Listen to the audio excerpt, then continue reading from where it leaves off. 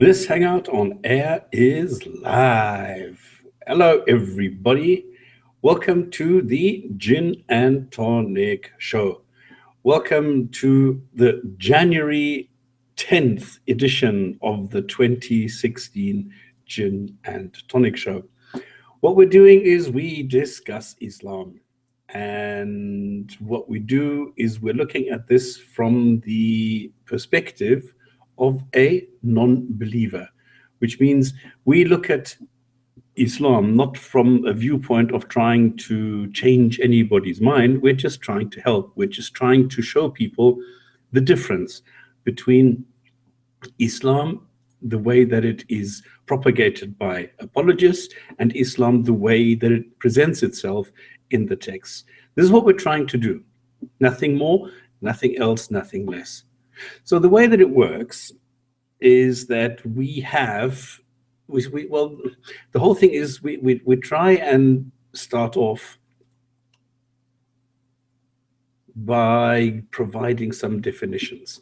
Now, the way that I define things is I say we first look at what it is that we're talking about, why we're talking about it, and what the benefit is of doing it this way.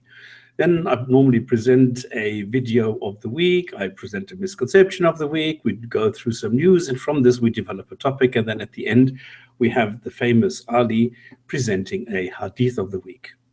Now, what are we talking about? Let me start with the definitions. We are non-believers, or I should say, I am a non-believer.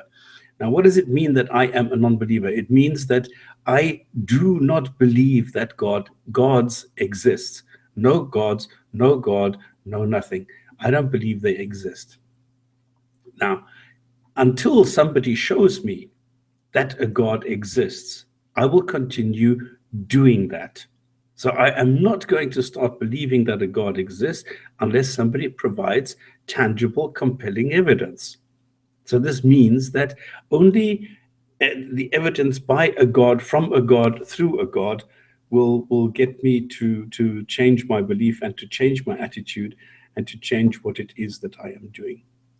So if I ask somebody, why do you believe what you believe? They need to tell me why they believe, and they need to give me information on what it is that they're doing.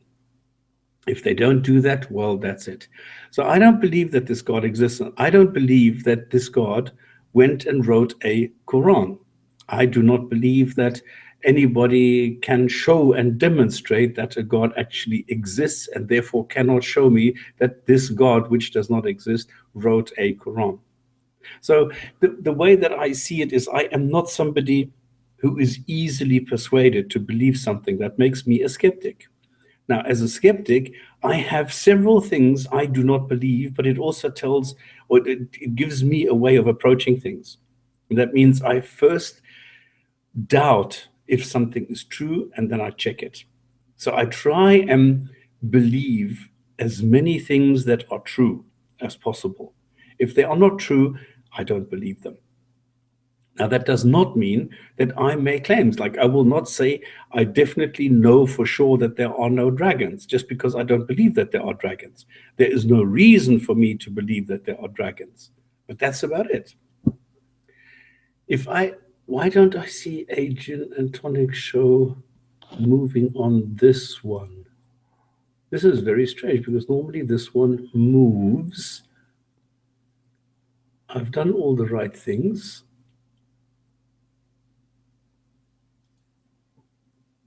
Because normally this one moves.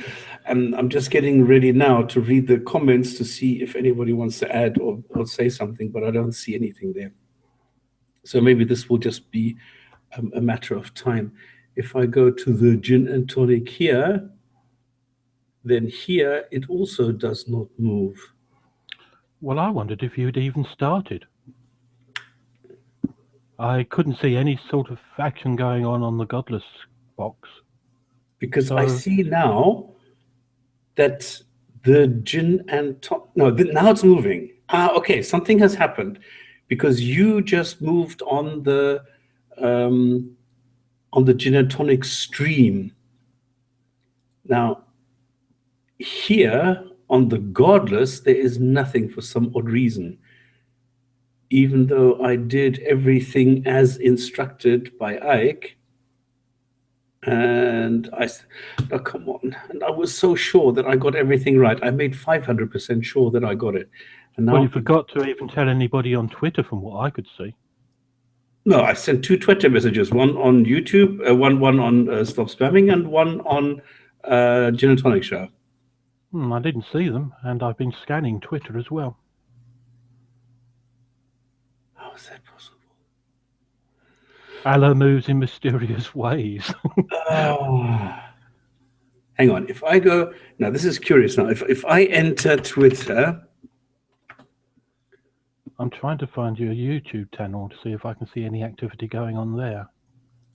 and I go to Stop One Spamming, for example, on Twitter, why is it? I hate this when in the beginning everything is set, everything, and I can see it. Gin&Tonic Show live now, da da da da da da.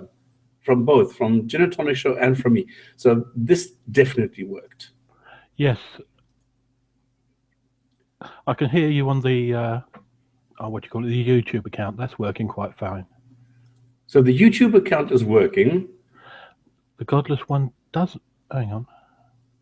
Godless one's working if... Godless is working if I click on the play button. Yes, I can also see it working now. And I'm starting to see comments. I'm not. Well, Jez is talking, Ike is talking, someone called Monkfish.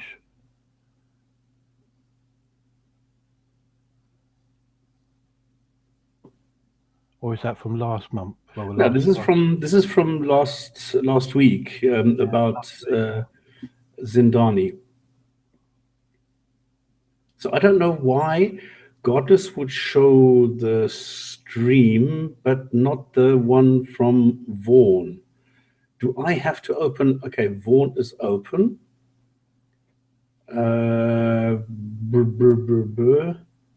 Sign in. Gin&Tonic.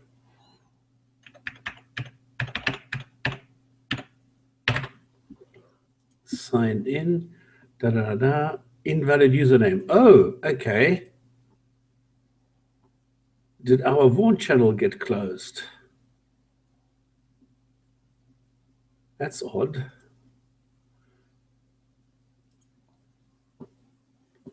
And as much as I refresh it, the comments don't refresh. This is so weird. Anyway, then this will be a very short show. I'm just going to go through it, and then I'm just going to post it. So, GP, if you have any comments, that will be brilliant, or questions or anything. Otherwise, this is I don't know. I do not know what to do anymore. I think I've only managed it once, which was last week, that everything went like normally. Well, the only comment I can start with is Happy New Year. Happy New Year. Other than that, it's been very confusing with what's been going on in Germany and the media reaction to it all. Okay, let me just do the thingamajig, the definitions, and then we'll talk about what happened there, okay? Okay. All right, so what we do is we do the definitions, which I just started. So I am an atheist, even though I don't really like the word, but because I don't really understand why I need to identify myself as something that I'm not. I'm also an a-racist, a philatelist, a astrologist, and a dragonist, and all sorts of other A's, which does not mean that my worldview is now governed by not believing that dragons exist. So that's basically it. Definitely what I don't have is any action associated with this. So atheism, the ism doesn't exist because there's no action, there's no goal. I'm not following, I just simply don't believe that gods exist. Finished. Now, I look at Islam from a very, well, I think it's objective. I think it's neutral. I think it's a skeptic view of Islam. I don't want anybody to lose their faith. If a Muslim wants to believe in a God, well, so be it. Why should I want to change that? It's just when it starts affecting me, that's when I start protesting. And I say, no, no, no, no, I'm not interested in this. Until somebody brings me some sort of evidence, I will not believe that there is a God. So I'm not interested. I will not believe. So there you go. We are talking about Islam from an objective view, and from an objective view, I see that right from the word go, it's always been a political ideology. So the religious part, the God, is sitting in the middle, and then around it you have a worldview, you have the way of life, you have the political, you have the socio-economic system, you have all these different elements of Islam, which are all being governed by a God sitting in the middle. But at the end of the day, Islam is a political ideology. It's just like any other political party, because Islam wants to implement Sharia worldwide on everybody, everywhere. So that people live. The comments are coming up. Stop, I think your name is Jinn&Tonic Show. Okay, I will need to work on, because I lost all my passwords, all my things in a crash, and I need to refresh everything. So Islam should be treated like any other political party. The people who believe that Islam is something that they should follow, that Islam is something that will give them moral standards, that Islam will give them some sort of a direction, they will have to accept that this is not the case. Because just like Christians don't stone their unruly children anymore, as is demanded in the Bible, Muslims are better than their God. And they don't go and they say, okay, we need to stone women to death. Only very, very few people still do this. But unfortunately, with the advent of more and more, like the Islamic Republic of Iran, the Islamic Republic of this and this and this. So you have 5 now, because you've got Pakistan, you've got Afghanistan, and so there's 5 Islamic republics now where God is right on top. He's the highest authority in that state. And they will say that no law in that country is allowed to be passed which contradicts the Quran. I don't know how they're going to do that. If they do that all the time anyway, because the inheritance, for example, is calculated differently to what the Quran says. So automatically they're going against what the Quran dictates. So it's quite weird. It's quite hypocritical, I think. So the goal is the Sharia, is the Islamic law, is the way that people thought in the 7th or 8th or 9th or 10th century, depending on what your view is, when Islam came around. That is what we're supposed to accept. And I'm sorry, that's when it stops. So this is what we're trying to do, explain Islam's contents. Now, the video of the week is somewhat different, because it's about, can you leave Hinduism? Now, I don't know if you remember, I went and discussed this website on YouTube, which is Faith to Faithless, before, and now they've come out with a video, which I think is incredibly important. It's about a Hindu, ex-Hindu, who left Hinduism, and he says, or he asks some questions, because he says, what is there when gods and their religions fade away? How do we, the non-believers, present an alternative? What is there to fill the void? Are ex-religionists pushed out of their communities? Now, in the video, it's a no, right? He says that him being a Hindu, he still has his old friends and he still goes out with them, so that's okay. But I know that, for example, in Scientology, you're pushed out. In Islam, unfortunately, a lot of times people who leave Islam are shunned as well. And this can split families, and it's actually quite horrendous how people are split up just because they stop believing that this God exists. But this is something that we need to think about. If I go and I make a video showing how ridiculously stupid a particular sentence in the Quran actually is, and this gets people thinking. So if, I don't know, there are so many examples where people, if I show them that 434 actually says that Islam condones wife beating. Now, a lot of apologists go and start shrieking and say, no, that's not what it says. It says beat them lightly, and it actually means this. And it shows that they do have a guilty conscience, that they are better than their God. But a Muslim will ask, yeah, but hang on, why does it say that? Is that really the kind of God that I should be worshipping? Should I really worship the God that makes me watch, when I am in heaven, watch my parents who, for some odd reason, remained Christian or atheist or whatever, they're not Muslims? I will watch my non-Muslim parents burn in hell. They will be looking up at me, screaming for help, begging for help, and I'm not allowed to help them because my God tells me I'm not allowed to help my own parents who are in hell. Now, I don't know. So is that the kind of God that I want to worship? And this is why a lot of people start doubting the Quran. And this leads into the misconception of the week, which is morality. Because if we now show a person that the morality in the Quran is not actually of a very high value, and they then leave Islam, am I then responsible for it? Am I responsible for taking that person out of their comfort zone? I don't understand how this is going to work. If we need to now provide for this, if we take responsibility for this, or if we can just simply say, look, now that you know the truth and now that you've accepted the truth, now it's up to you what you do with it.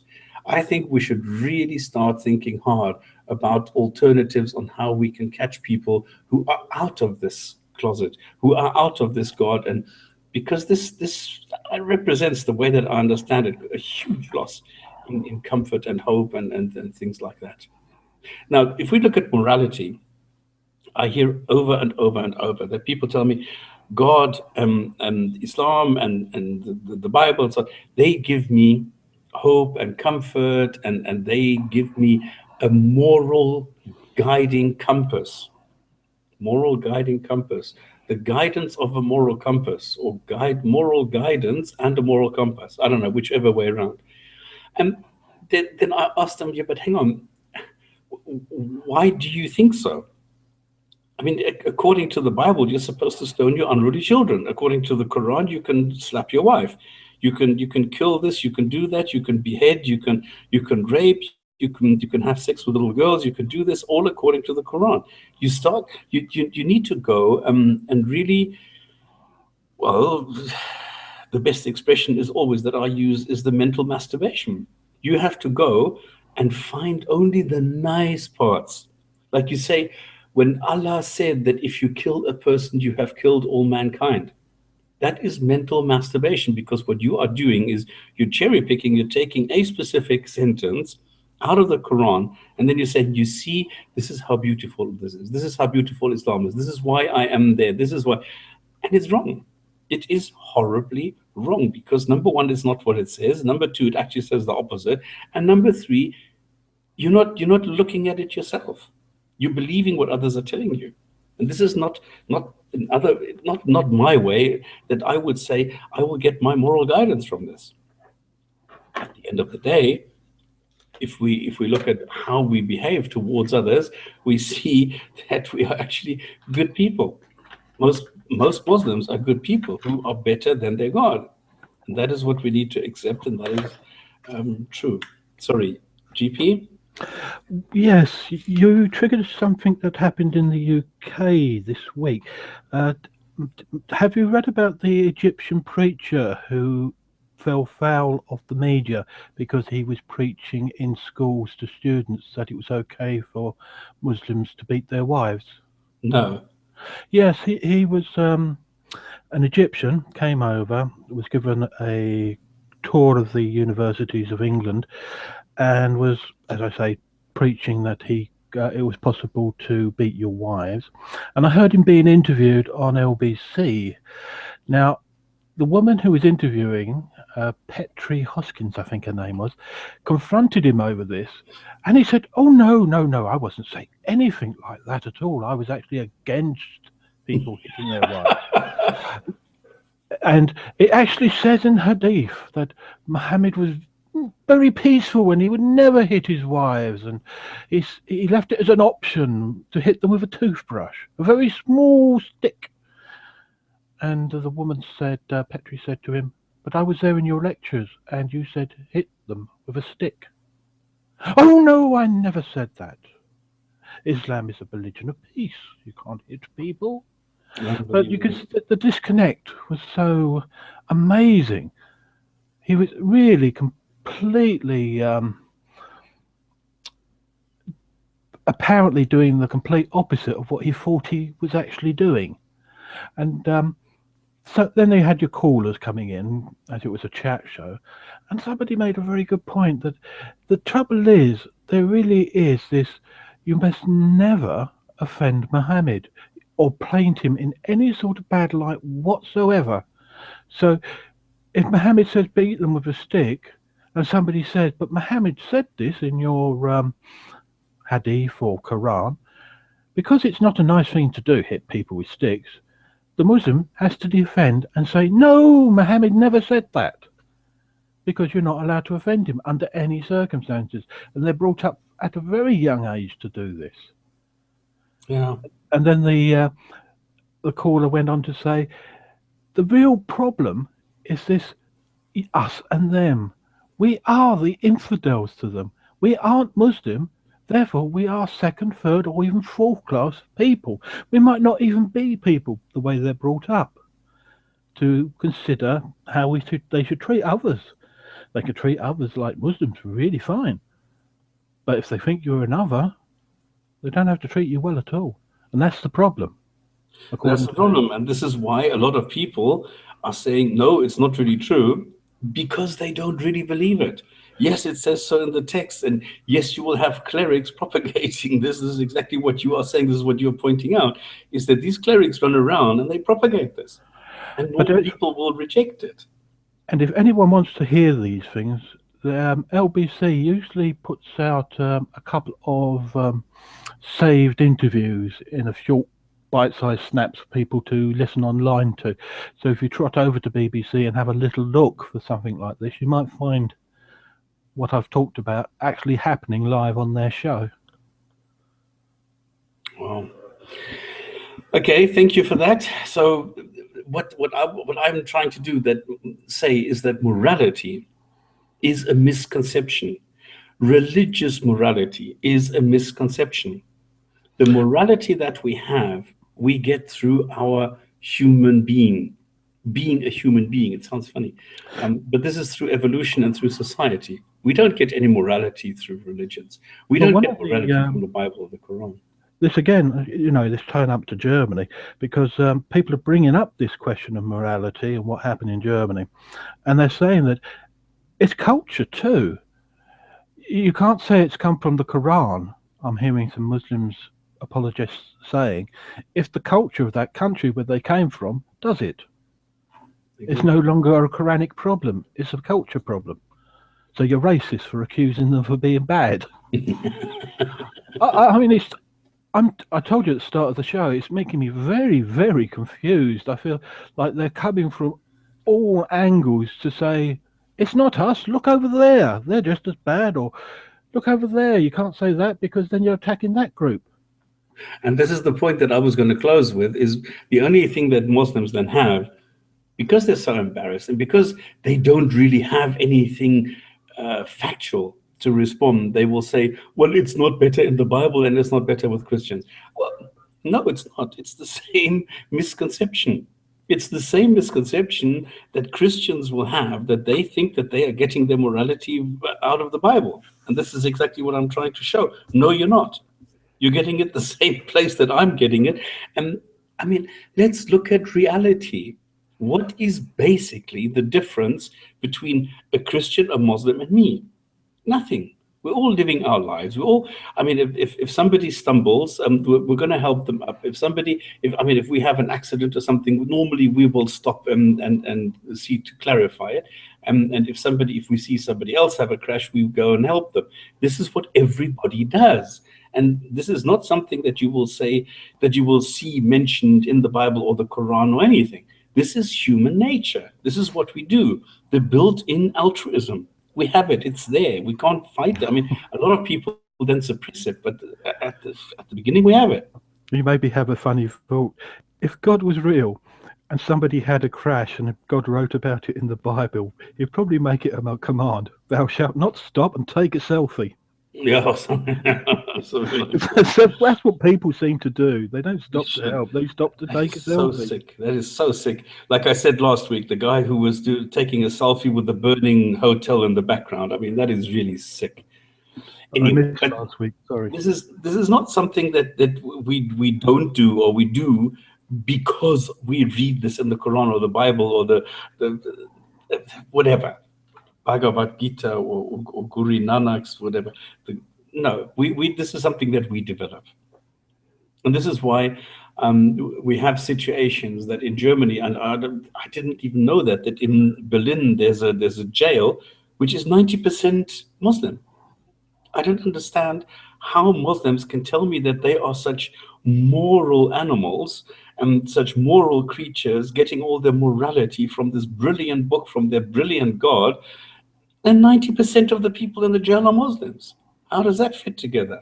I think it's the same as France, from what I can understand from some French people. The highest population of prisoners at the moment are actually Muslim or of Muslim descent. It's quite weird. And then, of course, we have the situation that we had now in Germany with Cologne and Stuttgart and all those other places where Muslims went crazy. And they went and accosted, sexually assaulted, and even raped some girls.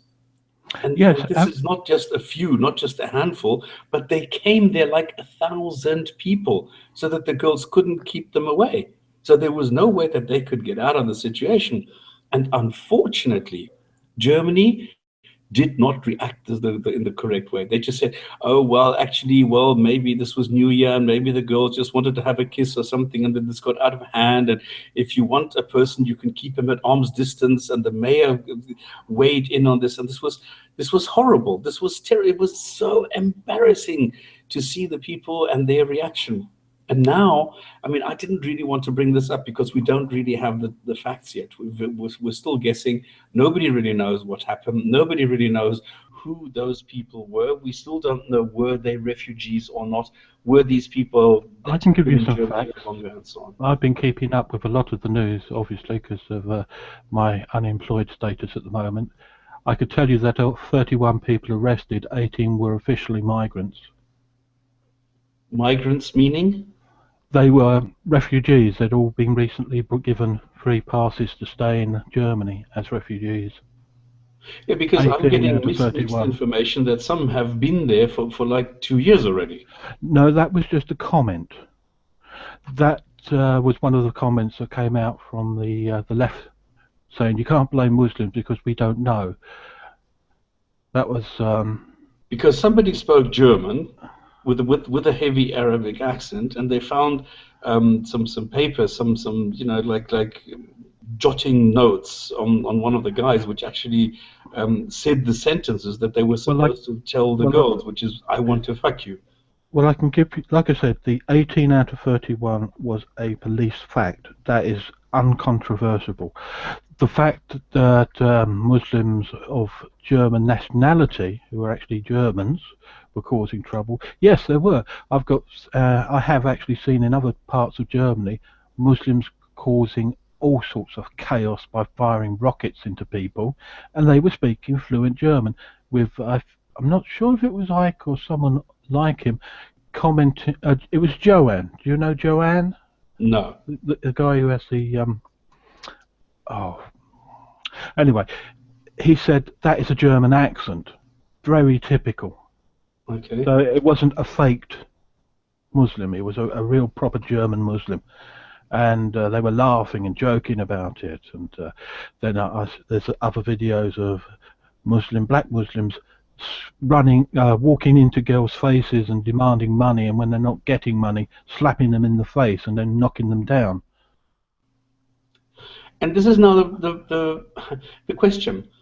Is Well, this behavior because they are Muslims, or is this behavior in spite of them being Muslims? This is well, the I question. can't link it, but I have tried to link the actual picture because it was one of those talking GIF pictures of Dawa Man. Now I've linked it in the chat a while ago, a little short while ago at the start of the program, and it's a picture of Dawa Man talking to his mate Ali, and he's saying things about women, and he's saying, "Well, what do you expect if they're going around wearing their rape suits?" Oh, fuck. It's a young Dower man. He's not. He looks like it's been taken a few years ago. But if you've got a mentality of thinking that if girls dress like this, they are wearing rape suits, what the hell are you going to expect except these sort of like accostations? Now, another woman who was talking on the Twitter sphere recently was saying that she was doing a circuit of universities and lecture halls and was talking about some topic, Muslimized but secular at the same time, praising the virtues of Islam. And somebody talked her into not wearing her hair covering, and that was what the conversation was supposed to be about. And she said, well, she very foolishly decided to do that.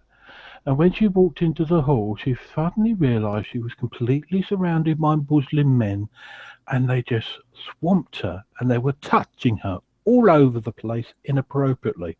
So it's a situation exactly the same as Cologne, but a completely different location. And she's saying, I was stupid because I forgot that's how they treat us in Pakistan, where I'm from. If I don't dress up in my coverings and look like a Muslim, they're going to touch me. It's just the way that these young boys are brought up to treat treat women of any type who wear their rape suits. And Yeah, it's that is not. quite sick.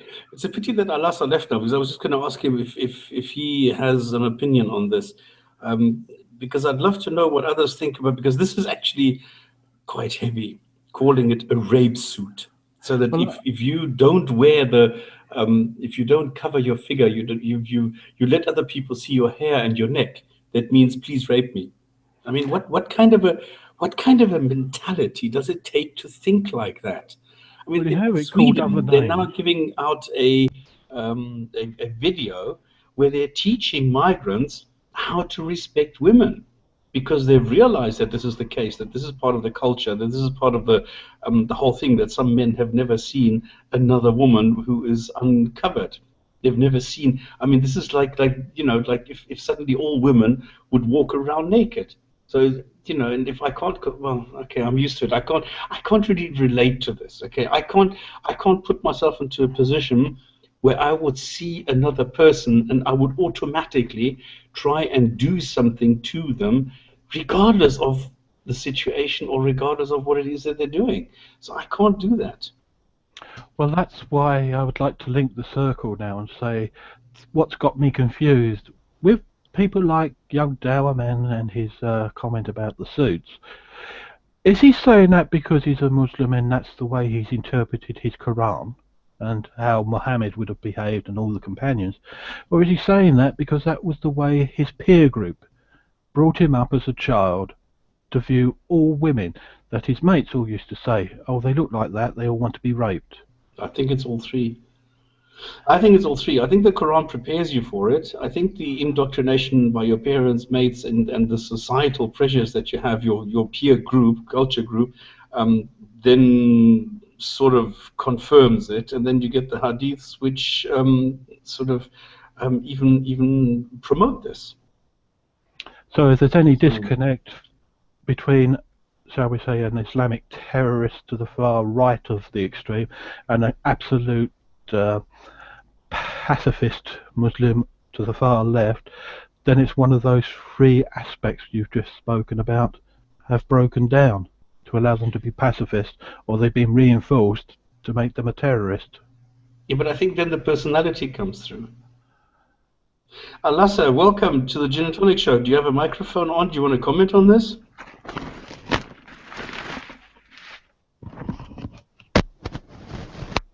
He's still getting dressed. own words. He's come on to heavy breathe at us.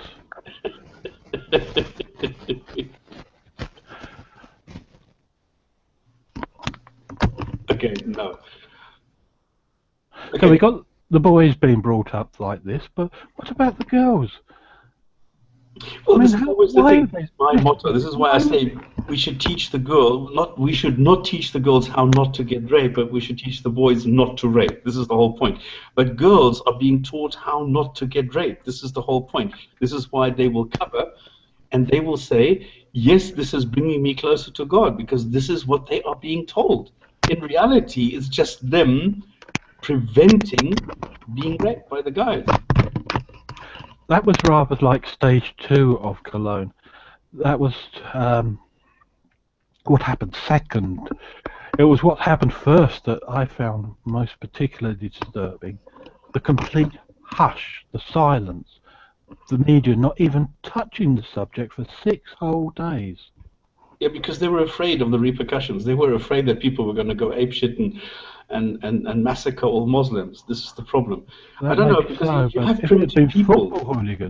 If it had been football hooligans, within 30 minutes, that would have been out on the air.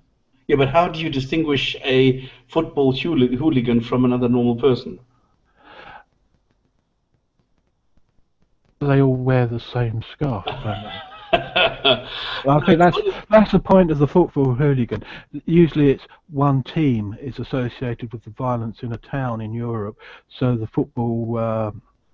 so the media all focus on that particular team's supporters, class them all as hooligans, and then they would say, if your fans do it again, your team will be banned from playing in Europe for X number of months. But because this group seem to be Muslims, and they seem to be migrants, and they seem to be this, that, and the other, rather than say, these guys are causing crimes, if you don't stop, we're going to ban people who are associated with you coming over, they just hushed it up. Yeah, but the thing is that if you take a hooligan, you can't be a hooligan who is not active. If you're not a hooligan who is active, you could be a football supporter and be a fan of a football.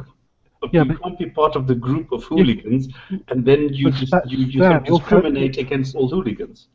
Spam, you're taking the word hooligan and trying to make an argument out of that, when a hooligan is all part of a football club's supporter group. If they were a part of a support, yeah, they are. If I was a fan of Chelsea or West Ham or Tottenham, I'm going to wear the colours of that particular team, and if I cause trouble, then I'm going to be labelled as a hooligan.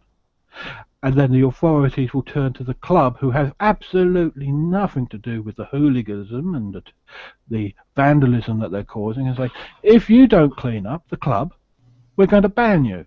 Okay, I understand what you're doing now. You're saying anybody who is a supporter is part of a particular group of this football club. So the innocent people get penalised by the group of the ones causing trouble. And then the radicalized... And nobody sees a problem with that, do they? Because it's been done many times. Football clubs have been banned from Europe because of their supporters.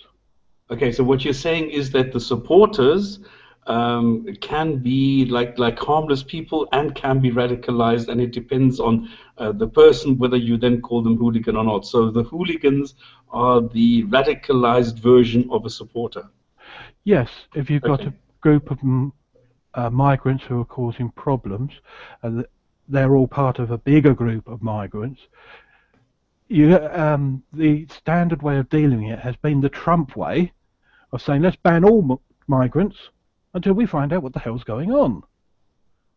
Just like, let's ban all soccer team supporters from that club coming until we find out what's going on. Who are these hooligans?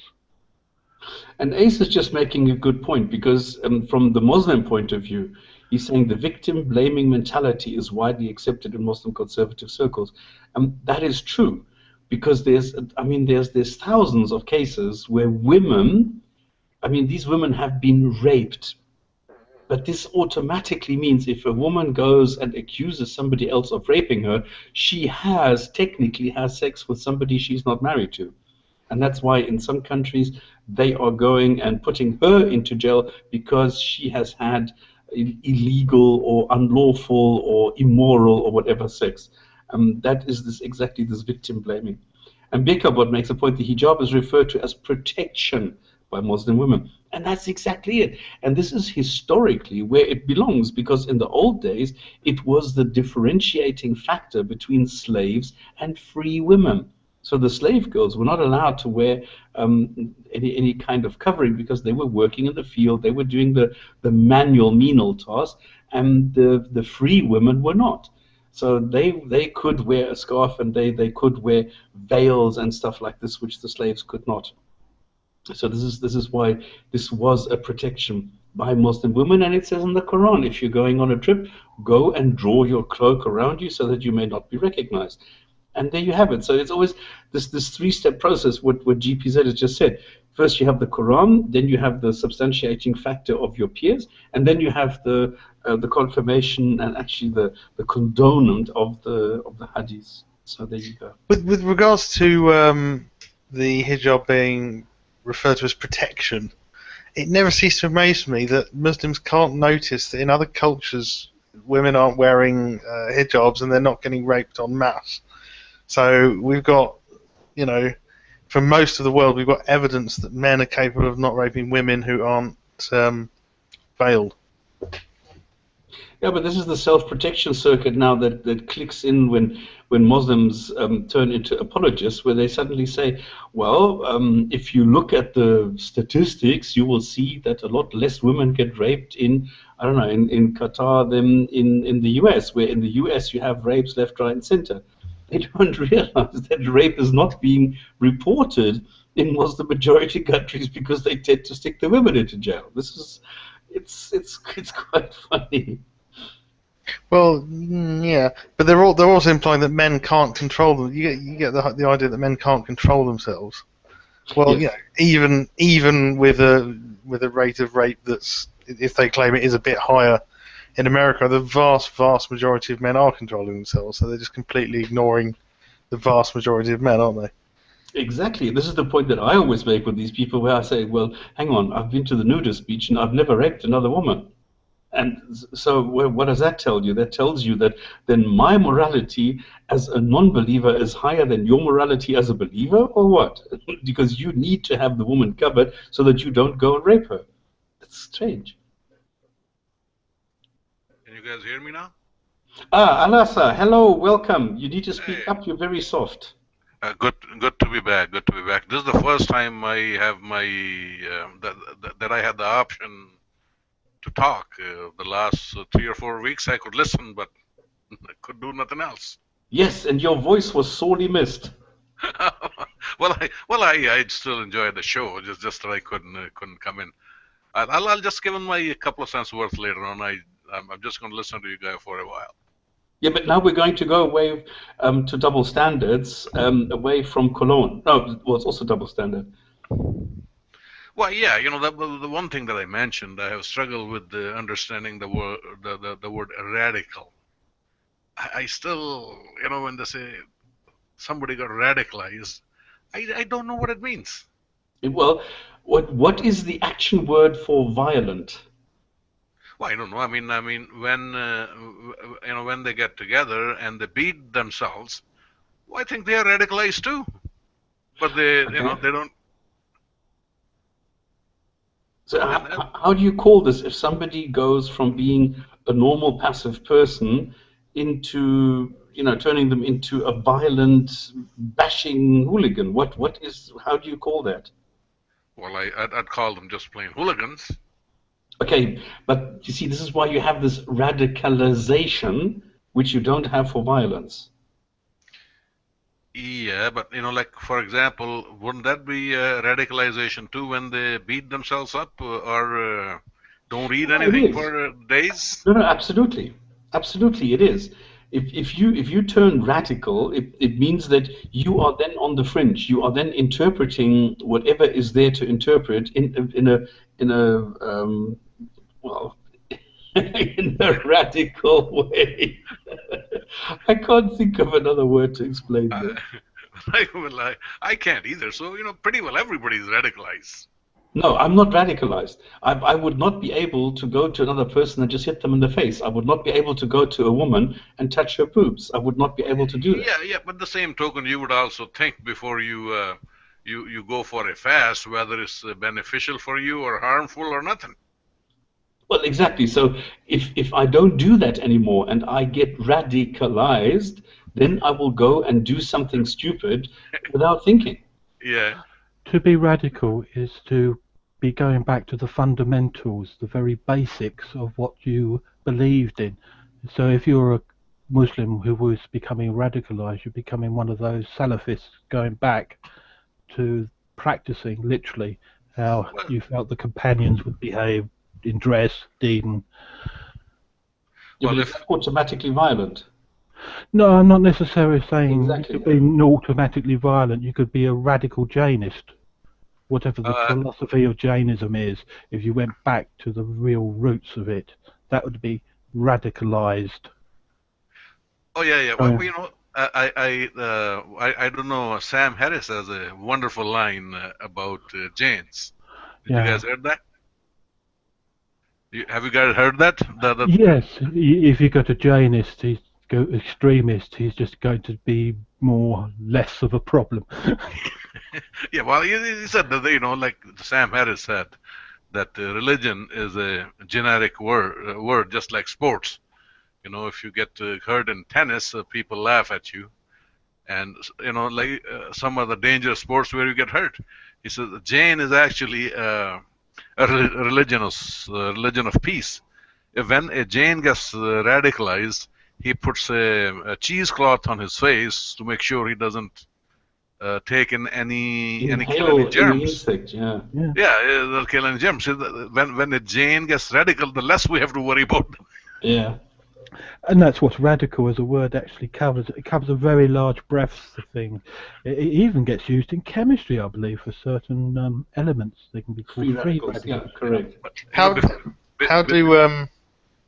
How do radical Jains deal with the millions of bacteria that they're killing in their digestive system every day? It shows you that no religion is perfect, is it? That's right.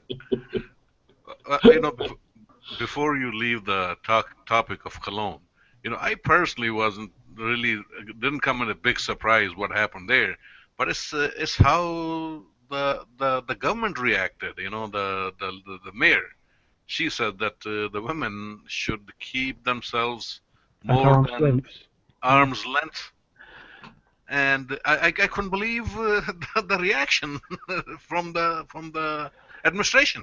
That's what more shocking to me. And the media. There was a protest on Saturday, and you had these women going round in the first part of the morning with these signs saying "not arm's length," and the media were reporting the following day that these women were actually anti-fascist protesters. And I'm trying to figure out how the hell did they come to that conclusion? Oh, because Picardo was in the afternoon, and they don't like those people, do they? So these women who were protesting against the rapes and the assaulting became, instead of women protesting against being molested, became anti-fascist. I mean, seriously. Well, what I found brilliant during the protest was this model that went topless and showed a big sign that says, "Look, even though you can see my boobs, you're not allowed to fucking touch them." And this I thought was brilliant. And it puts it so much in your face that it becomes so obvious. Yes, even if there is another person, you may not violate that person regardless of what they look like. I think there's a large constituent of the left in Europe and Germany in particular that just sort of loathe their own culture and ethnicity because they've been brought up with this war guilt, and they quite like the idea of white Europeans being replaced by brown people, basically. Yeah, but why is it that so many people love having blonde German girlfriends? What do you mean, so many people? So many refugees, so many Syrians, so many Muslims, so many Turkish people, so many people coming into the country love having blonde German girlfriends. Blondes have more fun. Marilyn Monroe. But okay, what is strange, okay, maybe it's always that you want what you can't have in your own cultural environment. Maybe that is it. Like Michael Jackson wanted to be white for some odd reason, maybe because he was black. Or girls with straight hair want curly hair, and the girls with curly hair want straight hair. So maybe it's always you want what you don't have. Maybe Cultural appropriation. Careful, we might have to platform you or something. But what I find so weird, if these guys would go up to the girls and talk to them, they might end up in a relationship with them where they can grow up as much as they want to, because there is no limit, there is no restriction in German girls that they can't have a relationship with a man of such and such whatever. So this is the point that I don't get. If you're just being nice to a girl, why the hell do you have to go and be violent, aggressive, and radical if you can just be nice and get the same thing? So I don't quite understand this. Well, there was another thing going on there, which I noticed the psychologists failed to bring out at all. If you look at rape, the majority of rapes are actually caused by people who they know. That just seems to be a statistical fact. But you try and tell me that the women who were harassed in Cologne knew any of the 1,000 Muslims? No, I think that is a totally different one. I mean, this was like a mass rape. I think this was there just to make a point. This was there because the people wanted to show we are the boss here, we are the strong ones, and you can't touch us, or something like this. This was some weird motivation. I don't understand the motivation here at all. Well, the police are actually suggesting that the reason they were being touched in the first place was to allow the criminals who were pickpockets to have an easier time and to not be seen doing their trade. Okay, I do not know. We don't have this information. That was what was said by the police chief before he got sacked or resigned or whatever it was. No, he was sacked, yeah. Yeah. If you just go back to the media and the government reaction, what had to have been going through the heads of the media and the government to try and cover it up? I mean, they're basically saying, well, we don't want to bring hate upon these refugees. Well, you're saying you don't want to bring hatred upon refugees that are basically raping people.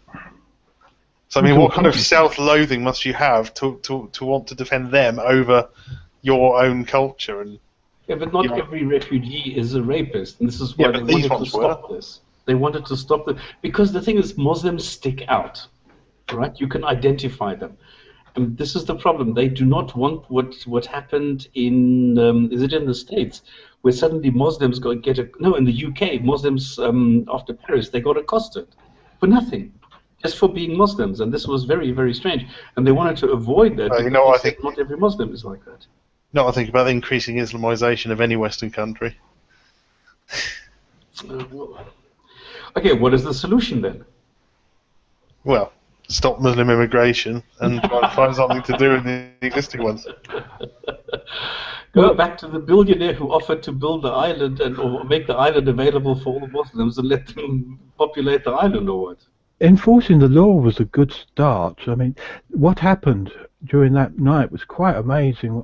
According to eyewitnesses, the police actually started arresting some of the perpetrators. Then they phoned up for backup to help cart them off to the cells, but there were no cells to put them into because they'd all been filled up with drunks earlier, so they let them go.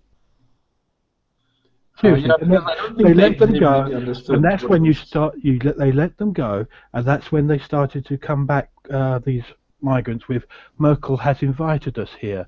That's when you started to hear from that particular group of molesters, we've been invited, you can't touch us, police are scum, and they went back to accosting and molesting again. And now give me my salary. I don't think they actually said that, did they? Well, this is the problem. They come here and because they were told that if you go to Germany, you get a salary just for being there. And they come to the people and say, no, we don't want food, we don't want water and that stuff. No, I want my salary so I can go shopping. Well, they should have been able to enforce the law a bit better. They obviously could have. Well, they did try, the police. First they cleared them out and didn't arrest, but they came back. Then they started to arrest but had no cells, so they had to let them go. But if they'd been able to arrest and lock them up, maybe we would not have seen this escalate into the political mess that it's becoming. Yeah, but the thing, what is happening now is that the Interior Ministry is asking for even stricter laws to monitor phones and everything. So this is a huge discussion on data privacy and blah, blah, blah, all these different acts. So what is going to happen now is they're going to store even more records so that they can get a hold of the people, because they realized that the communication was via WhatsApp. But they were telling the people what to do. Over here, we're hearing that Merkel is on her last week. If she can't turn around the mess that she's piled on herself, and she's starting to do this by saying she wants stricter or easier ways to get rid of these migrants, to reduce from 3 years to a shorter time span for committing an offence, then she's out of a job. She's been attacked by her own party now. Yeah, of course, that's but what's you have the talk law. here. The problem is that in Germany, if you go and you apply for asylum, you're not allowed to work, to stop people from coming to Germany purely for economic reasons. So they stop this. So you're not allowed to work to ensure that you will be a political asylum seeker. And this is now backfiring because you have people coming in from Syria who are quite capable of working and who would like to work, and they can't due to this funny law. Well, not funny law, but due to the existing law. Whether they can now soften this up and say, well, we're going to make an exception and those people can, or I don't know how they're going to work that. I really don't know. Yes, but she's going to have to do it or else. And if she does it, then the rest of the EC will have to follow in her footsteps, won't they? Well, yes, and I think the biggest problem is this whitewashing, is that the lady mayor, for example, simply refused to call the spade and do exactly what you are saying, is just making provision in somehow detaining these people. Instead of letting them go, they should have detained them by ever which means possible.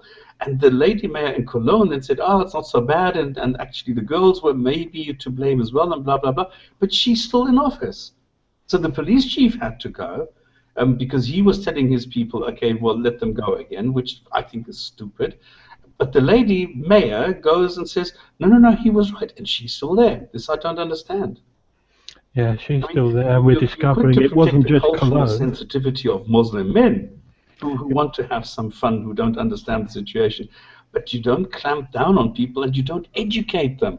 I mean, this is exactly what the Swedes are doing better. This is what Germany should be doing. They should go and put the people through a program saying, this is Germany, this is the German culture, this is the German society, and this is what you are allowed to do and what you are not allowed to do. Yeah, that's Belgium. Because these people, they think, well, we're in Germany, we can do as we please because we have all the freedoms here. This is what they hear, that Germany is so free, they can do as they please. Well, I'm not sure that's not the case. I'm not sure I'd use Sweden as an example. No, it's Belgium he's referring to. They're bringing out a new asylum provision that you've got to be educated into how women are respected in Europe as opposed to the Middle East. If you can't, it's rubbish. You know how we have in England the so-called entrance test? You've got to know when Parliament's formed and all that sort of shit, be able to become a British citizen. Well, in Belgium, they're bringing in a similar law that you've got to go to school to learn how to treat women instead of how you treat them at home in whatever country you came from. Okay, but if it's necessary, do it. Apparently so. Anyway, I was going to also say it wasn't just women being molested, apparently, now that the media have been broken and the information's coming out. It was homosexuals getting beaten up. Yeah, It wasn't just Cologne. It was virtually if you looked, cut Germany down the middle, it was all to the east of Germany. It seemed to be all of the problems that were happening in all the big cities. The west of Germany didn't seem to have as much. No, it's the opposite way around. Well, the Russian side, the ex-Russian side, that's what I mean, didn't have all the problems. Exactly. The east was quiet. It was the west that was more active. Yeah. It was quite literally, if you look at a picture of where they put the numbers It's like right down the middle, all on one side, nothing on the other. It's Which really side was weird. more active? The western side, the western part. The western part of So not Berlin then. No. No, not Berlin. Oh no, They haven't put a bunch of them in Berlin. there was trouble in Berlin, but it wasn't molesting. It was Muslim men walking around the streets with fireworks, firing them at people, and shooting guns. It's something on Twitter. It was amazing. Someone put a clip up. They've actually got little handguns and they're firing them in the air. And you're thinking, my God, how come these people aren't getting arrested? Yeah. And what is weird is that the same thing happened in Stuttgart or in Frankfurt, for example, and nothing happened to them. Nothing. They didn't. I mean, you would think that they will have 50 cells or something. No. Anyway, this is, I don't know. This is one big mess. But until we have more details, because I don't even know if all the people that did this, all the perpetrators, were actually Muslims. Nobody knows this. Maybe somebody just joined in the fun and said, "Oh, let's have a free for all, and let's just join in the fun. Let's just go," because apparently they stuck fingers into every opening that they could find. So maybe this is fun for some other people as well. You never know. Well, so far the reports are saying most of them were Arabs or North African descent, but it's not a hard stat. Well, they were talking about Allah, they were talking about Muhammad too, but we don't know if this is true for everybody. Yeah, that's right. So, okay. So I think we're going to get back with some more news over the next couple of weeks until more and more facts emerge. I don't know how long this is going to take to get some facts, because maybe it is going to be the case that they're going to go through the phone records and find out the messages. I don't know how much of the data is actually allowed to be stored at the moment in Germany, so I don't know if they can go back to WhatsApp and say, okay, give me all the messages. We want to know everybody who was involved in that, so that they can go and make a court case for them. So this will be something that is going to be happening over the next couple of weeks, I suppose. I think this can still be a distraction from the underlying problem, because they're talking about several million Muslims coming into Europe next year. Well, during 2016. So you've still got this massive numbers problem that's underlying everything, and nothing's being done about that, it seems. Yeah. Well, the problem is we're going into Carnival in Germany. Okay, so in a couple of weeks, I mean, Carnival in Germany is like the time when all the girls, they can do as they please, and they go. I mean, if you don't get laid at Carnival, you're doing something wrong. So, what does that mean? I mean, then the temperatures are a little bit higher, and blah blah blah, and a lot of people are going to be pretty drunk, and everybody's in a really wild mood.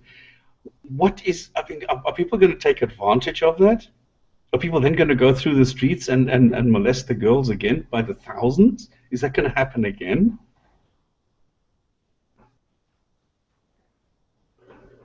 Question mark?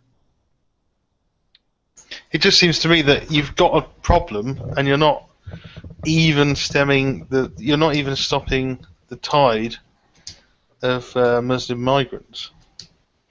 So they're not even taking the first step towards fixing it. They still seem to be in denial. Exactly, and they're not putting them through an educational process. Now, I actually went to the organization. I said to them, listen, do you want some education? Do you want some update? Do you want some information about Islam and the mentalities? Are you interested in that? I would be prepared to spend a couple of weekends with them and go and educate them. But they're not interested. And this is quite strange. I would imagine that this would be my number one priority. If I were part of the organization, I would go and get anybody with some input and see that I could put together a package and show the people, okay, this is where you are, blah, blah, blah. Because how do you get people, they can't read, they can't write, they can't read German, they can't write German, they can't go into the laws and understand what the laws are in the country. They have no clue what they're allowed to do and what they're not allowed to do. Like if in Damascus you're allowed to cross the road when it's red, or you're allowed to turn right when you're driving a car, Here, you're not allowed to do that. So who is going to tell them? Because they're not used to that. So, you need to do some basics here, which I think is quite weird that it's not being done.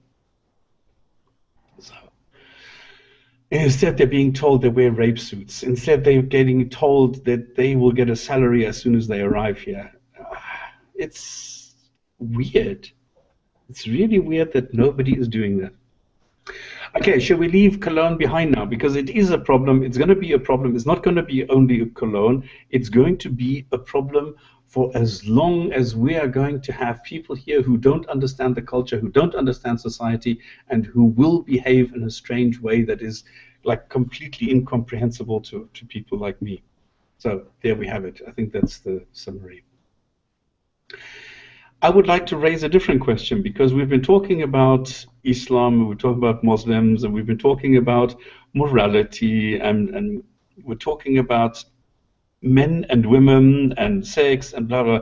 Now, Turkey is getting worse and worse. All right, Turkey is we were discussing this morning, that in Turkey now you have the religious police that is looking after the different rules for couples.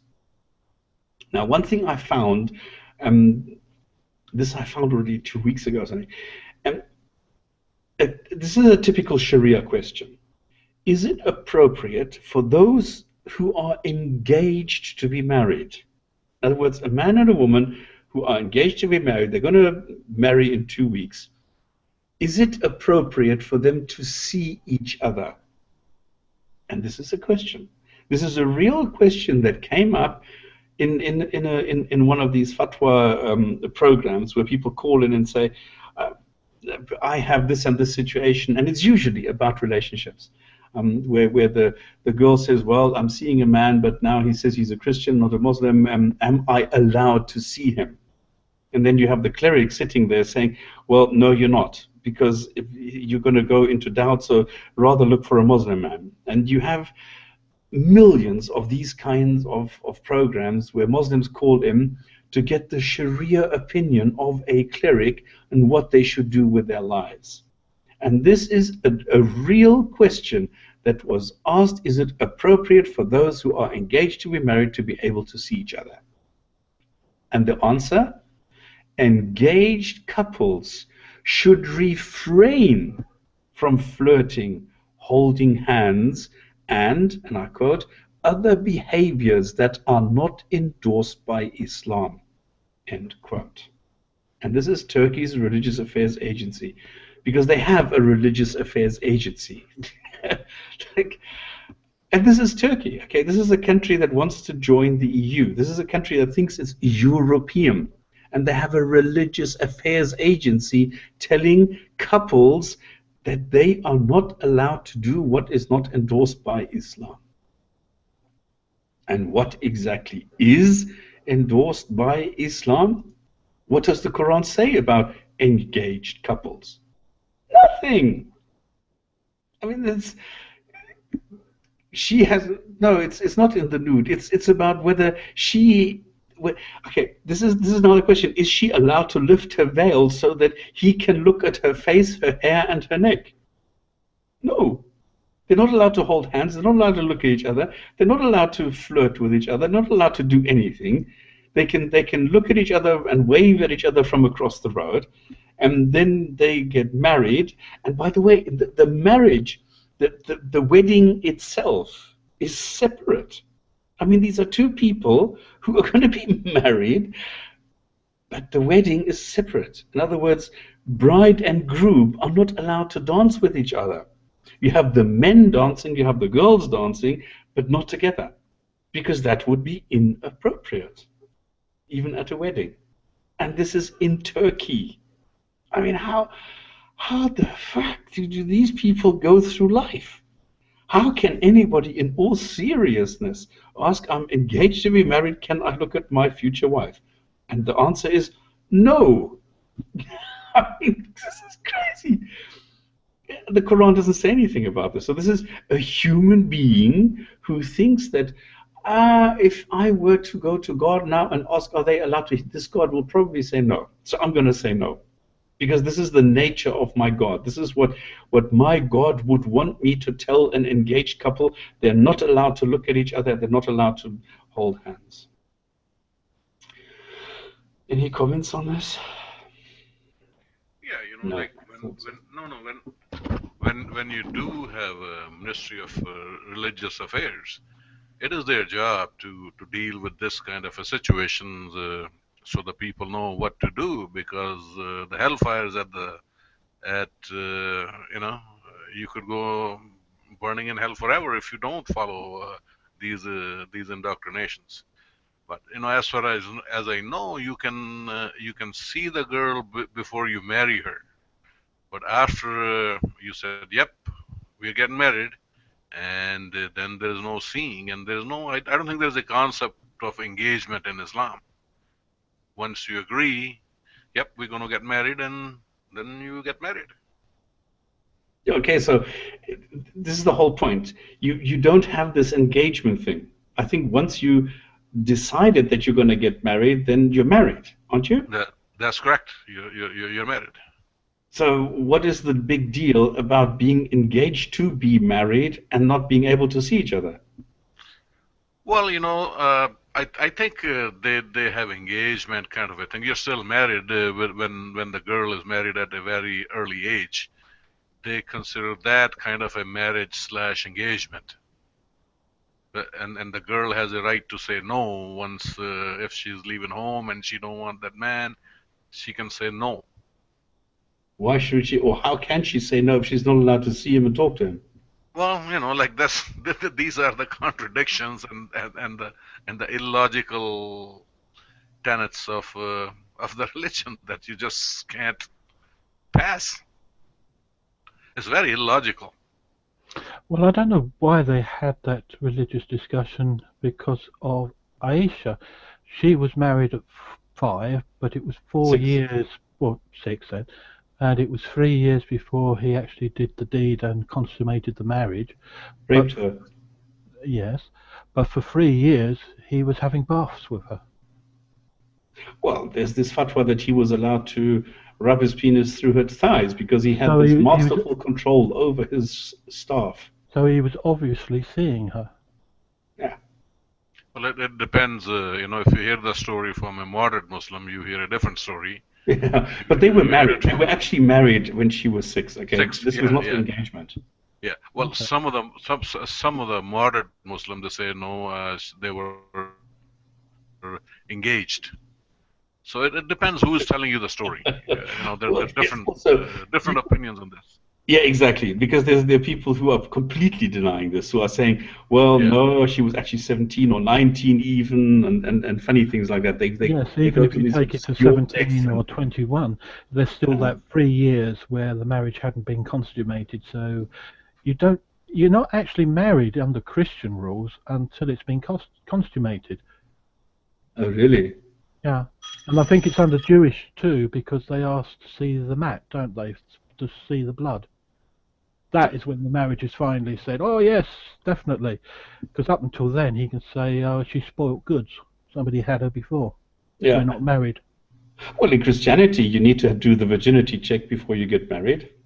I don't think that is definitely a cultural thing. It's definitely not in the religious text. It's definitely in the Jewish one, so that's probably where it's come Exactly. into the culture.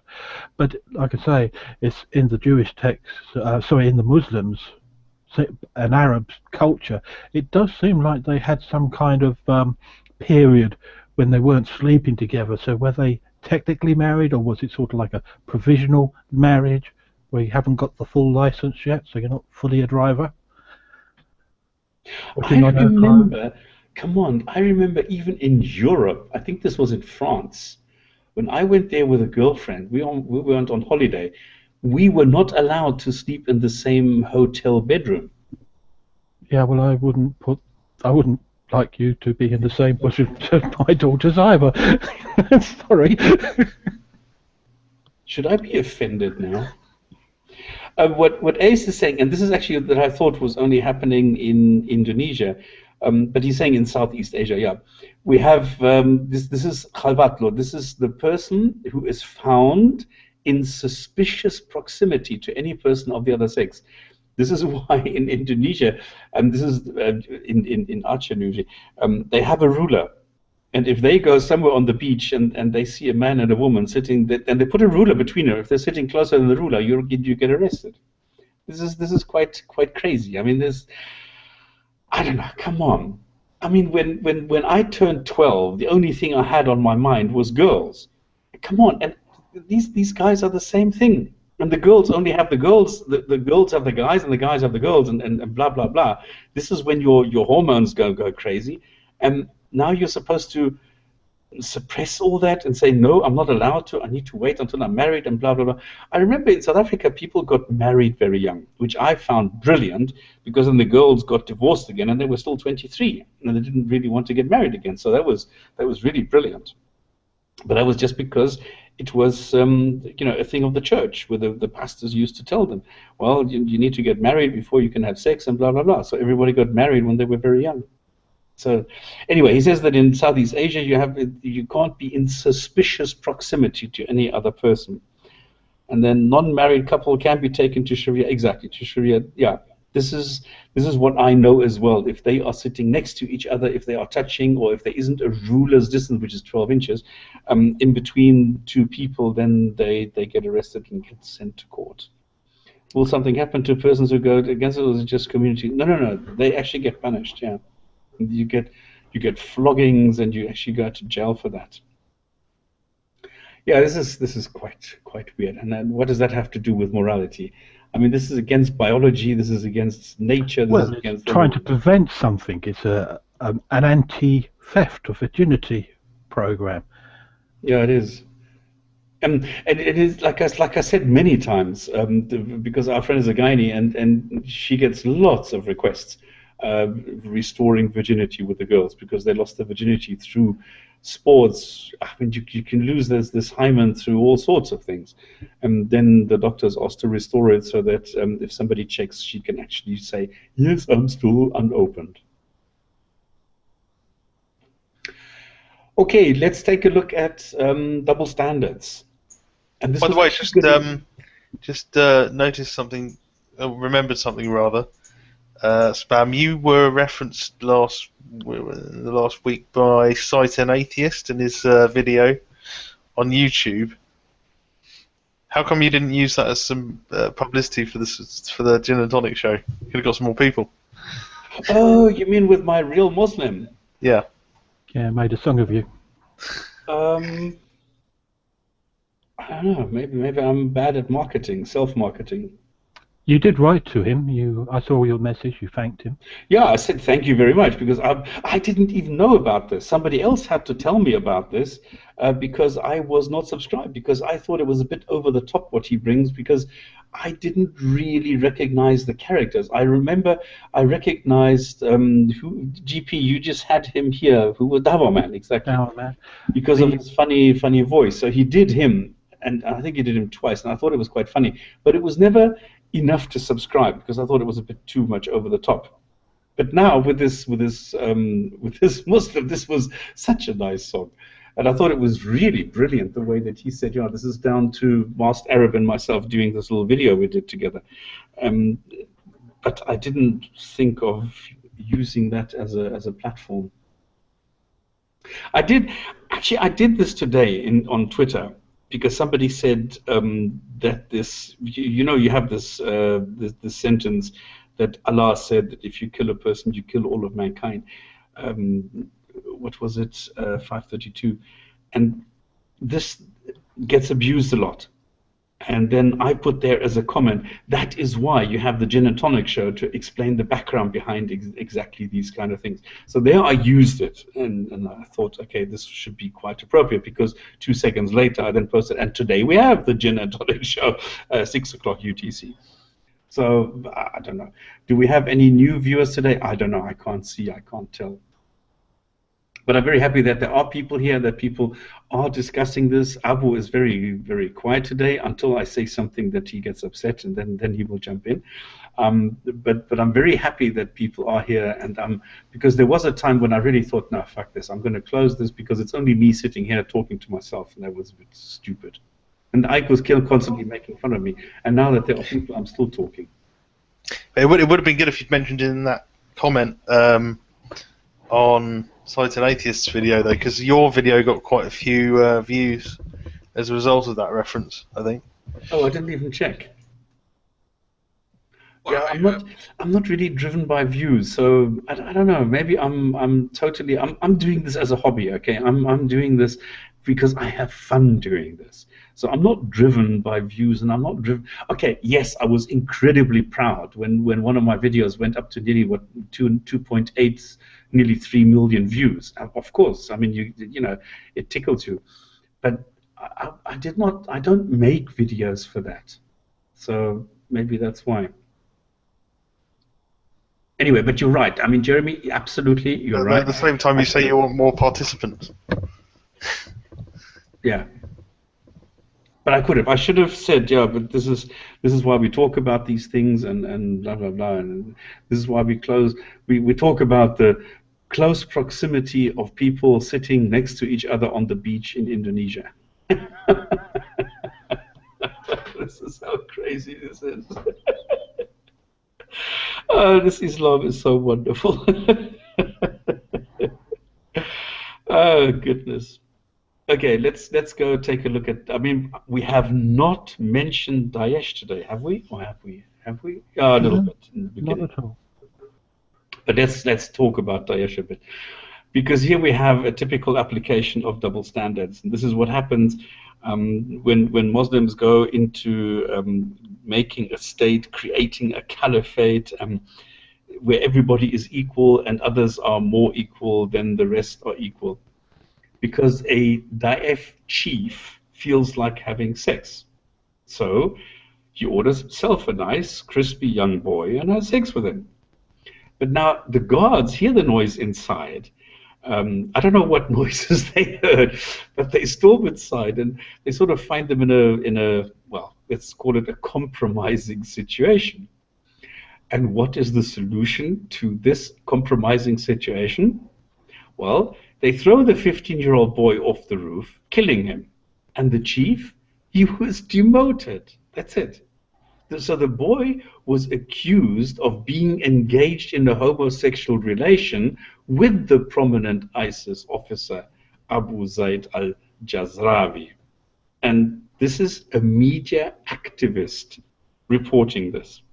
Reporting that they threw the boy off the roof and everybody stood outside, watched him throw the boy off the roof and applauded that this bloody homosexual was thrown off the roof. And what about the chief? Why wasn't he thrown off the roof as well? I don't quite understand. Why do they have double standards where this is exactly what Daesh is saying? Everybody's equal. Everybody's the same. According to the Quran, everybody in front of God is identical. And here they are creating a double standard where the one guy gets killed, the other one not. Why not?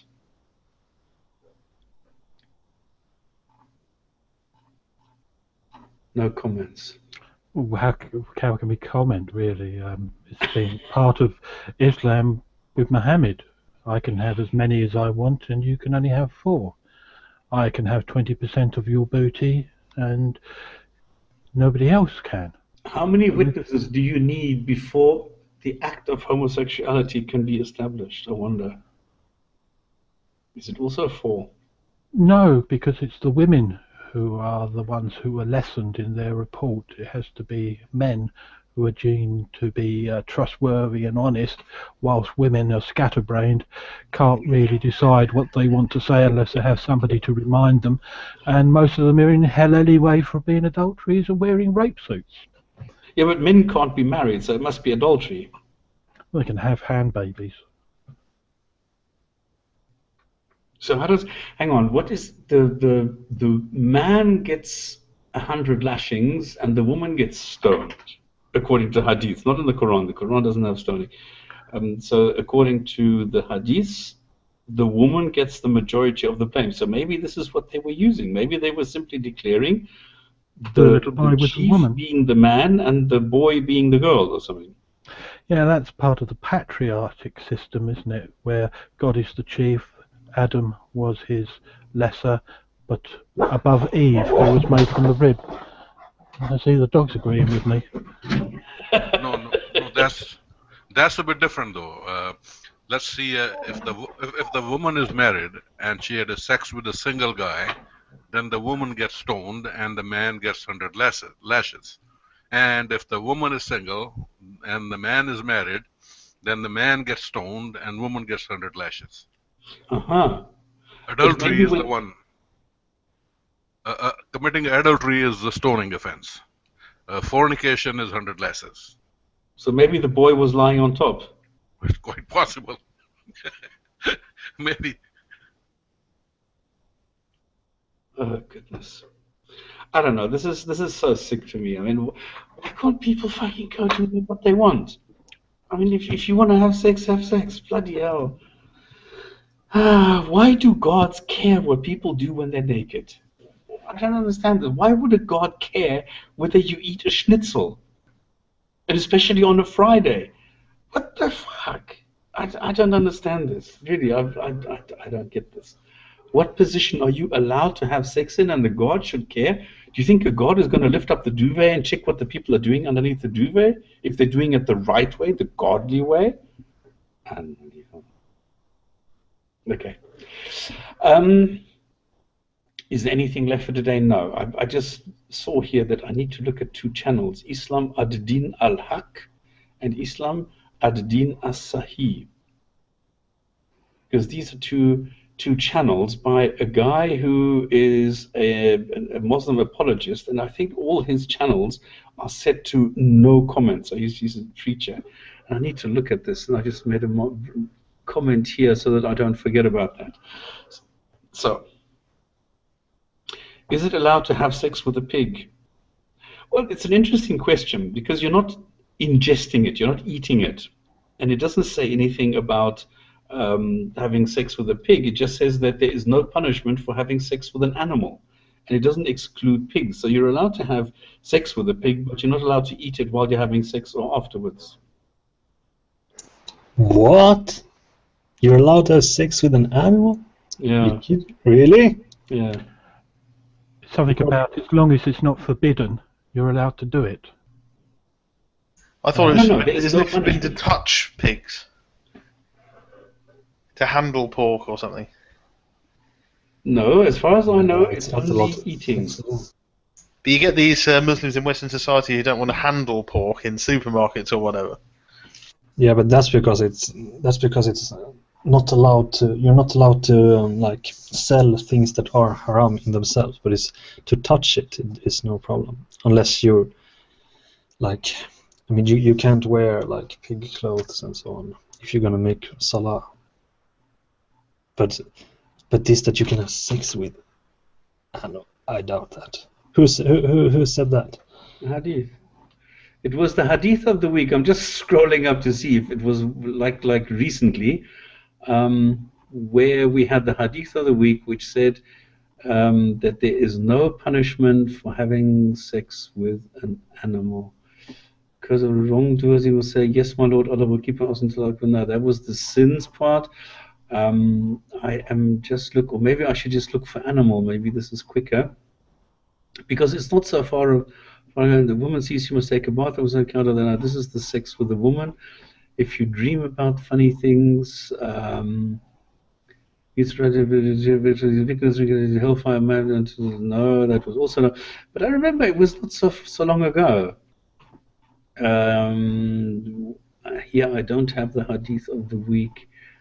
Shit, I don't always write them down. The Prophet forbade robbery and also forbade mutilation. That's a joke. The Prophet robbery, No, I didn't have it here. Narrated Abdul. The Prophet judged that 7 cubits should be left public way when there was a dispute. No, this is not this. Hadith Muhammad's urination and the shit humps. The messenger cursed the man who puts the dress of a woman and a woman who puts the dress of the man. Where Muhammad was a cross-dresser. Muhammad favored Aisha, gave her more time because he was wearing her robes.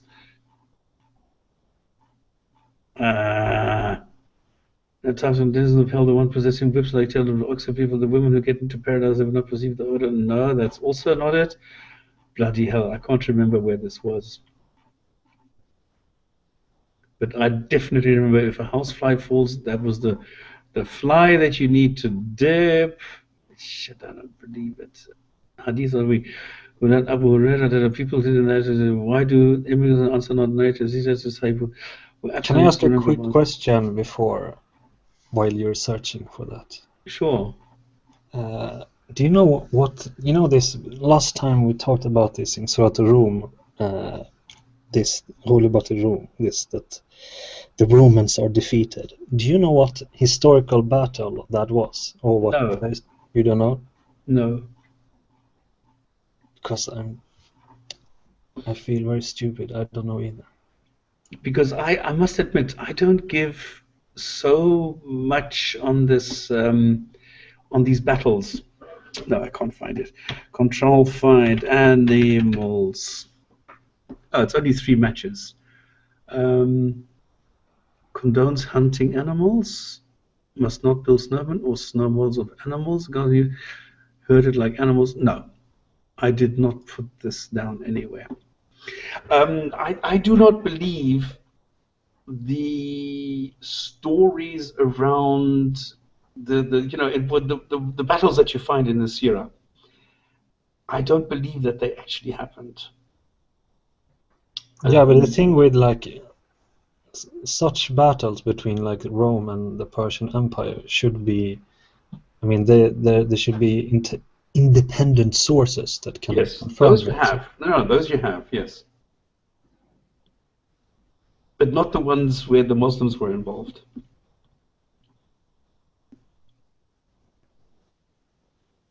What I did recently, and I've lost it again because I put these notes and I just I make a note of these things and then they disappear forever and ever.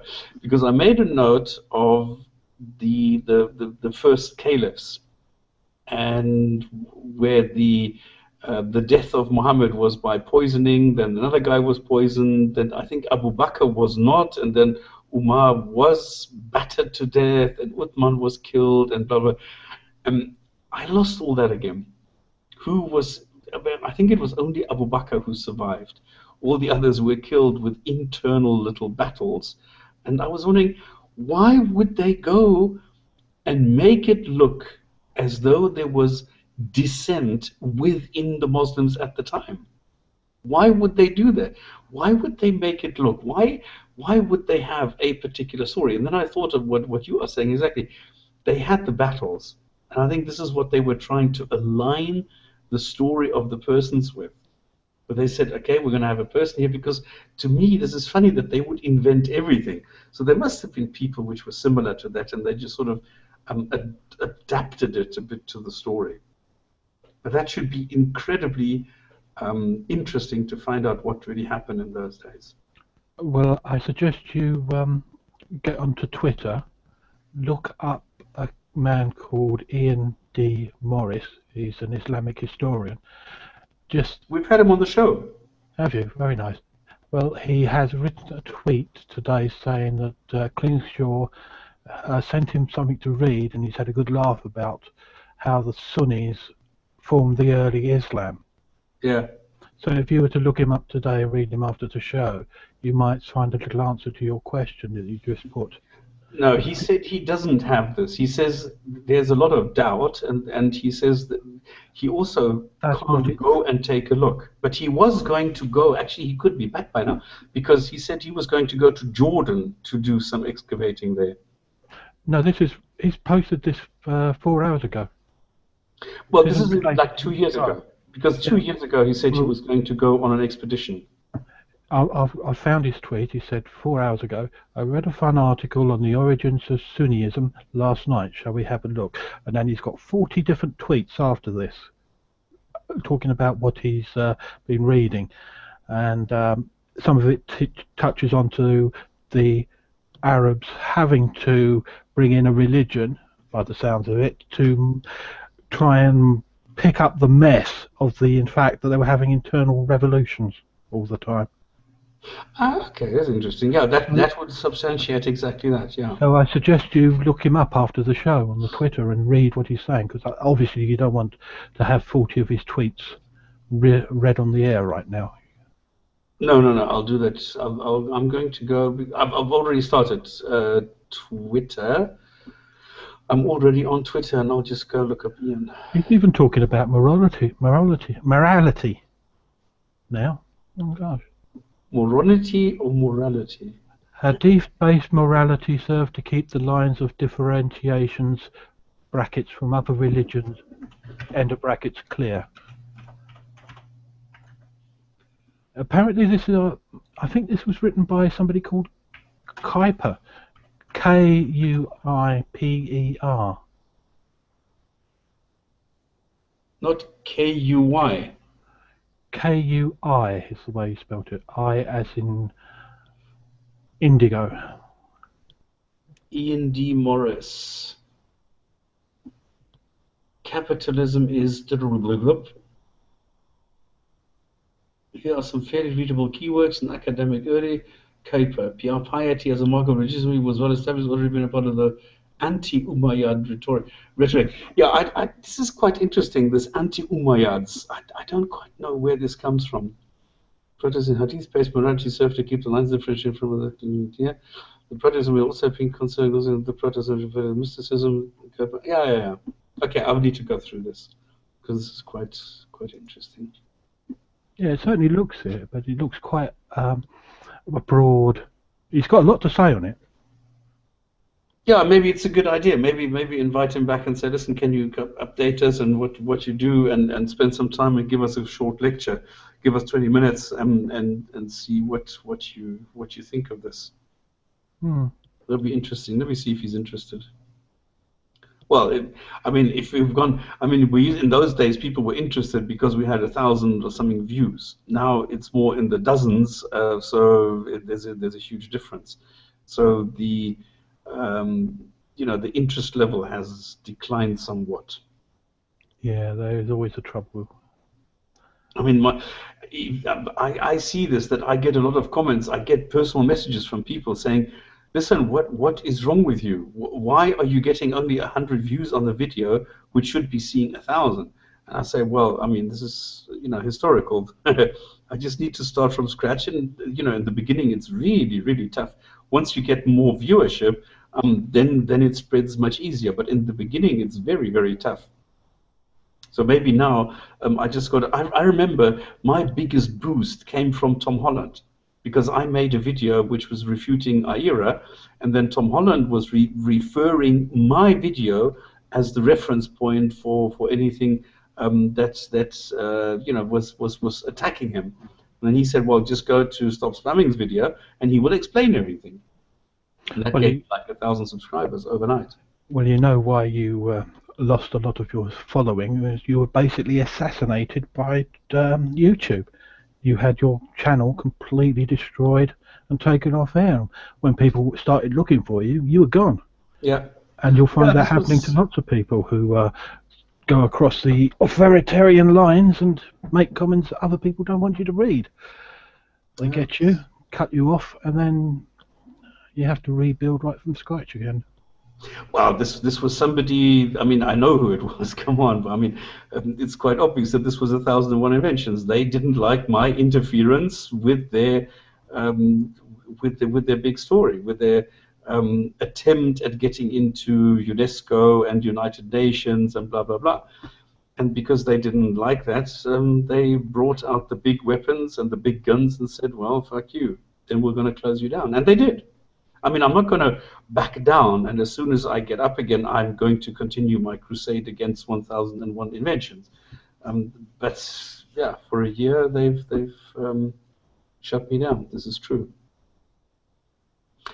Okay, any other topics that anybody else wants to talk about? Iran and Saudi Arabia. What's going on there? Are they trying to just not talk to each other so that they can kill each other over in Syria, or what?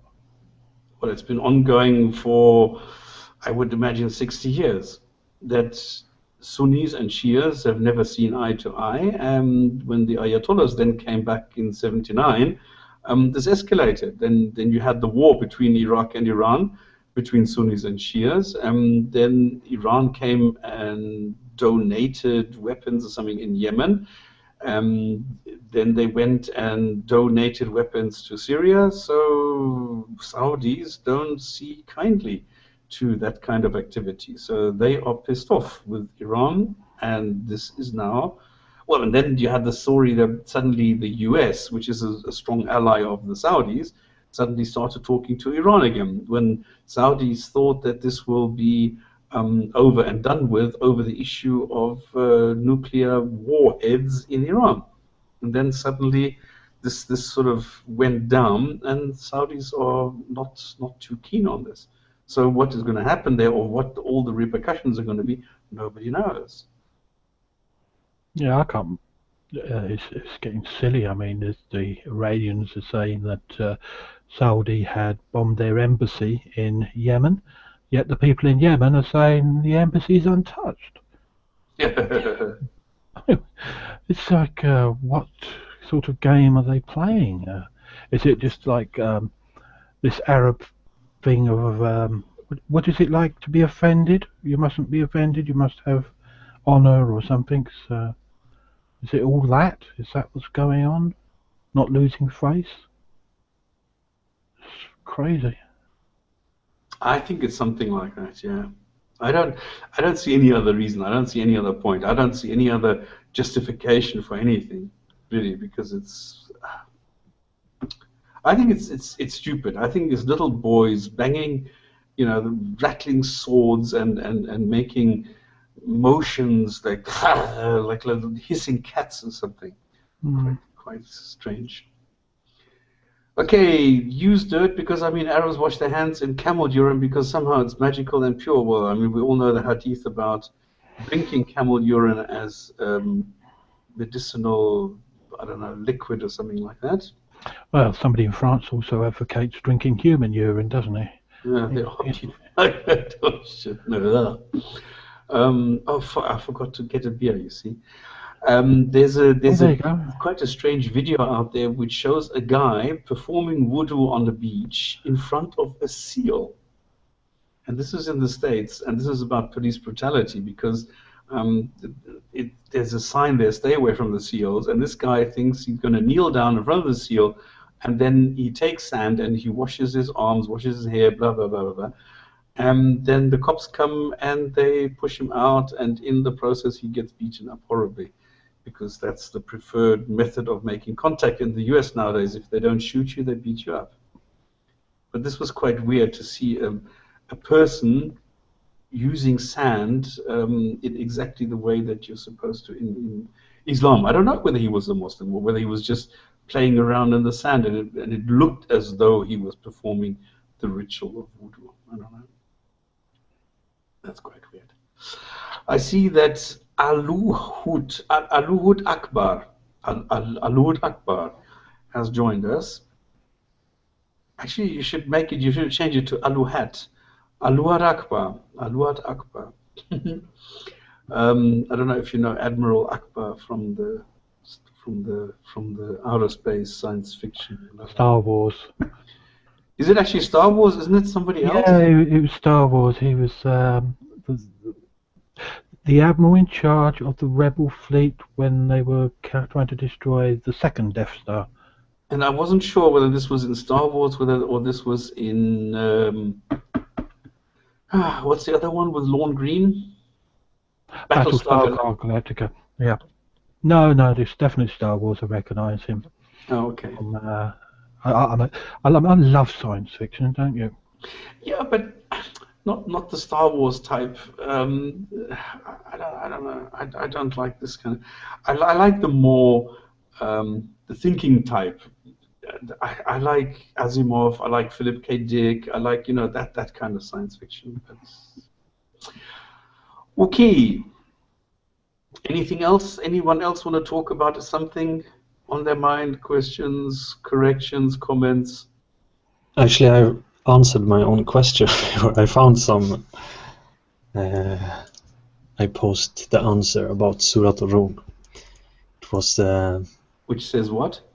that it was during Hercules campaign of 622 and the Battle of Issus, which shouldn't be not the battle that Alexander the Great was involved in, but the later Battle of Issus. And where was this?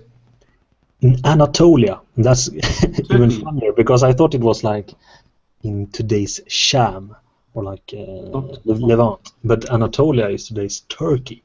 So like in the nearest land. And I also I have listened to some tafsir about this surah and whether the translation nearest land is the correct one. And so far it seems that most of the tafsir says it means the nearest, aqrab, it means the nearest land.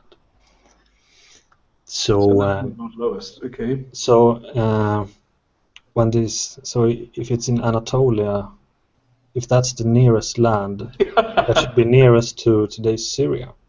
Yeah, exactly. So why do someone in Mecca says, because this is sort of Mecca, so why do someone in Mecca say it's the nearest land? Well, why is the mosque in Jerusalem, which didn't exist, the nearest mosque?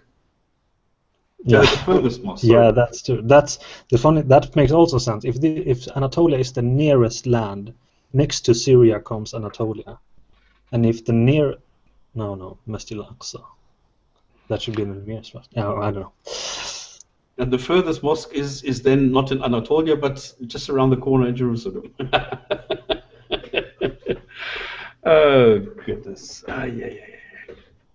Okay, guys, then let's call it a day. Then I see that Ike has joined us. Then I don't need to play because I have everything. I have this thing ready here, just to show off a little bit. Yes, I do. It is here. There we go.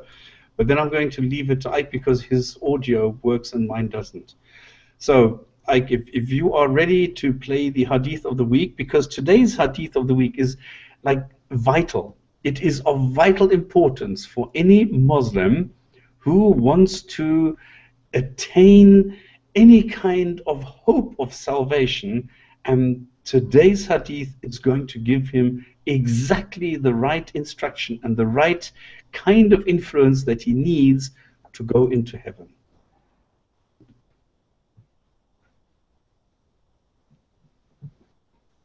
From Bukhari 4:52-219, narrated Ibn Jubair, I heard Al-Abbas telling Az-Zubair, the Prophet ordered you to fix the flag here.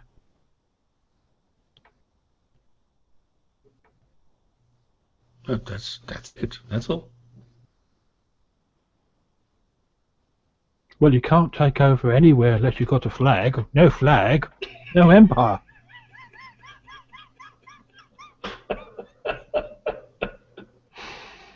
From Bukhari 4:52-219. Oh, I thought we were going to hear it again. Well, that's it. You need to fix the flag here. If you don't know that, if you don't miss this vital clue, you are never going to make it into heaven as a Sunni Muslim. And with those words, with that bombshell, I'm going to let you go and see you next week. Goodbye from the Jinn&Tonic show. See you next week. If you want to join us, go to www.godless.ch, or if you just want to, if you want to talk to us here, just go to hangout.godless.ch. See you next week. Bye. Bye. Goodbye.